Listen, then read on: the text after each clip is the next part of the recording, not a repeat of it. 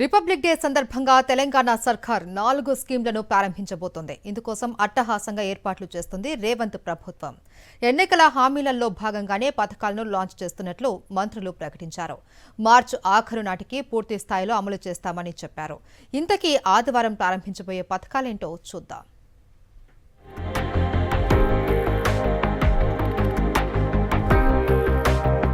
ఎన్నికల సందర్భంగా ఇచ్చిన హామీల్లో 4ంటిని గణతంత్ర దినోత్సవం సందర్భంగా అమలు చేయడానికి తెలంగాణ సర్కార్ భారీ ఏర్పాట్లు చేస్తోంది.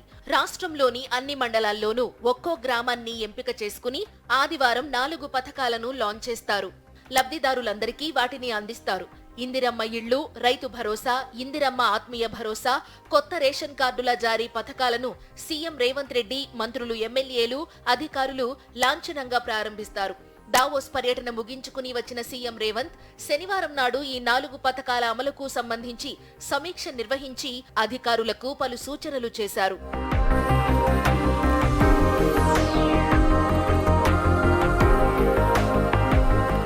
మార్చి ఆఖరు నాటికి పథకాలు పూర్తి స్థాయిలో అమలు జరిగేలా చర్యలు తీసుకోవాలని సీఎం అధికారులను ఆదేశించారు.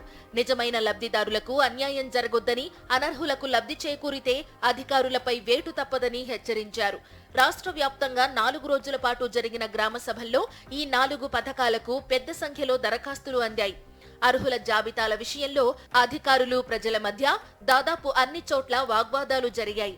అర్హత కలిగిన ప్రతి ఒక్కరికి ప్రభుత్వ సంక్షేమ పథకాలు అందిస్తామని డిప్యూటీ సీఎం భట్టి విక్రమార్క చెప్పారు.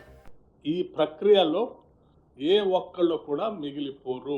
ఉదాహరణకి రైతు భరోసా సంబంధించి వ్యవసాయ యోగ్యమైనటువంటి ప్రతి ఎకరానికి ఇచ్చేటువంటి కార్యక్రమాన్ని ఇప్పటికే ప్రకటించాం. దాంట్లో ముందుకు పోతాం. సంక్షేమ పథకాలకు దరఖాస్తులు తీసుకోవడం ఆగదని, ఇది నిరంతర ప్రక్రియ అని మంత్రులు చెప్పారు. ఇప్పటి వరకు ఎవరైనా దరఖాస్తులు చేసుకోకపోతే ఇప్పుడైనా దరఖాస్తులు చేసుకోవచ్చని సూచించారు. కాంగ్రెస్ ప్రభుత్వం ఏ పథకమైనా గ్రామాల నుంచే ఎంపిక మొదలు పెడుతుందని, ఇప్పుడు కూడా గ్రామ సభల ద్వారానే లబ్ధిదారుల ఎంపిక జరిగిందని చెప్పారు. ఈ 606 మండలాల్లో ప్రతి గ్రామంలో అర్హులైన ప్రతి ఒక్కళ్ళకి ఈ 4 స్కీములు ఇచ్చే దాంట్లో భాగంగా ఇందిరమ్మ ఇళ్ల కార్యక్రమాన్ని కూడా ఇవ్వబోతున్నాం. ఇది నిరంతరము జరిగే ప్రక్రియ. ఇది నిరంతర ప్రక్రియ. మీరు గతంలో అప్లికేషన్స్ ఇచ్చినా, సోషియో ఎకనామిక్ సర్వేలో మీ పేరు వచ్చినా, మీరు గ్రామ సభలో పేరు ఇచ్చినా, మీరు ఇవ్వకుంటే ఇప్పుడైనా సరే ప్రజాపాలన సేవా కేంద్రంలో మీ అప్లికేషన్ ఇవ్వండి. గ్రామ సభలను అడ్డుకోవాలని, అధికారులతో గొడవ పడాలని అనేక చోట్ల బీజేపీ, బీఆర్ఎస్ పార్టీలు ప్రయత్నించాయని, అయితే ప్రజలే వారిని తిప్పికొట్టారని మంత్రులు చెప్పారు.